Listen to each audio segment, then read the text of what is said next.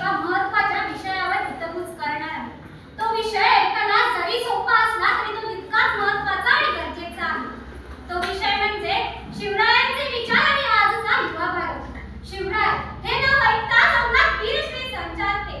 पण आज गरज आहे ती केवळ जय भवानी जय शिवाजी या घोषणा देण्याची नाही, तर शिवरायांचे विचार समजून घेण्याची आणि आत्मसात करण्याची. मित्रांनो, भारत देशाला स्वातंत्र्य मिळून 98 वर्ष पूर्ण झाली. भारत स्वातंत्र्यापूर्वी आणि स्वातंत्र्यानंतर यात बरेच काही चांगले बदल झालेले